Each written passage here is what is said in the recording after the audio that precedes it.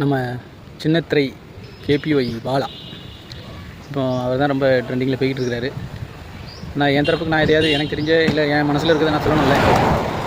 KPY Bala வந்து கஷ்டப்பட்ட பையன்தான், நல்ல படிக்கக்கூடிய பையன். 10ஆம் வகுப்பில் வந்து 495 மார்க்லாம் எடுத்த நல்ல படிக்கக்கூடிய பையன் அப்படிங்கிறது நமக்கு தெரியும். குடும்ப ஏழ்மையின் காரணமாக தான் அவன் வந்து அடுத்தடுத்த கட்டத்துக்கு கல்வி மூலமாக போக முடியலை. அதனால தான் இவர் வந்து அமுதன் அப்படிங்கிற திரைத்துறையில் இருக்கிற அவருடைய உதவி மூலமாக விஜய் டிவிக்கு அறிமுகமாகிறாரு. நல்ல ஸ்டாண்டப் காமெடி மாதிரி நல்ல டைமிங்கில் நல்ல நல்ல கவுண்டர் பண்ணி அவருடைய காமெடி வந்து வரவேற்கத்தக்க விதமாக இருந்துச்சு. ஆனால் நம்ம அவருடைய வளர்ச்சி வந்து எல்லாத்துக்குமே நம்மளுடைய குடும்பத்தில் இல்லை நம்மளுடைய சகோதரர் முன்னேறும் போது நமக்கு எவ்வளோ சந்தோஷமாக இருக்கும், அந்த மாதிரி தான் தமிழ்நாட்டு மக்கள் எல்லாருமே அப்படி தான் நினச்சிக்கிட்டு இருந்திருந்தாங்க.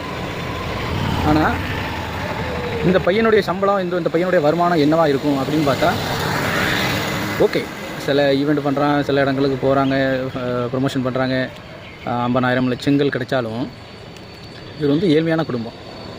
இவருக்கு உதவி பண்ணக்கூடிய அந்த உதவி பண்ணக்கூடிய அந்த குணம் வந்து நேச்சராகவே இருந்திருந்தாலும் சென்னையில் வசிக்கிறாரு. வீட்டு வாடகை இருக்குது. அதே போல் அவர் நண்பர்களுக்கு தெரியாத யாருக்கெல்லாமோ உதவி பண்ணுறாங்க, நண்பர்களுக்கு உதவி பண்ணுவாங்க.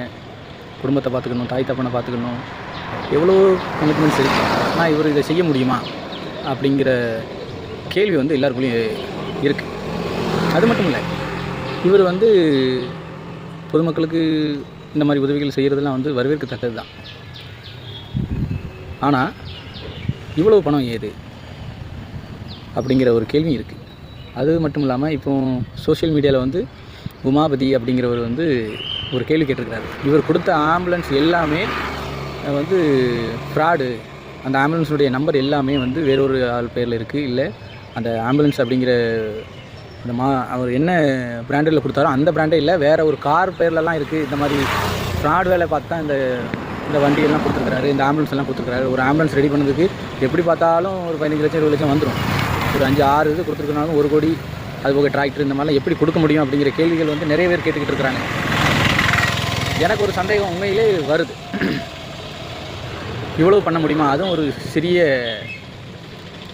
வருமானத்தை ஈட்டக்கூடிய திரைத்துறையில் இருக்கிற இந்த டிவி நிகழ்ச்சி பண்ணக்கூடிய ஒரு நபர் வந்து இதை பண்ண முடியுமா அப்படிங்கிறது வந்து சந்தேகம் தான். ஏன்னா நமக்குமே எவ்வளவோ உதவி செய்யணுங்கிற எண்ணம்லாம் இருக்குது. ஆனால் நம்மளுடைய வருமானமும் வந்து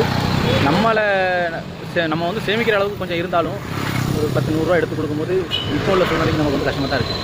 ஆனால் இந்த பையன் வந்து வேறொரு ஆளுடைய இல்லை வேறொரு குரூப்போ இல்லை ஒரு டீமோ இல்லை ஒரு பினாமியோ இல்லை ஏதோ ஒரு வந்து ஒரு சக்தி இவர் பின்னால் வந்து இருந்து இவரை இயக்குது அப்படிங்கிற கேள்வியை வந்து யூடியூபர் உமாபதி வந்து எழுப்பியிருக்கிறாரு.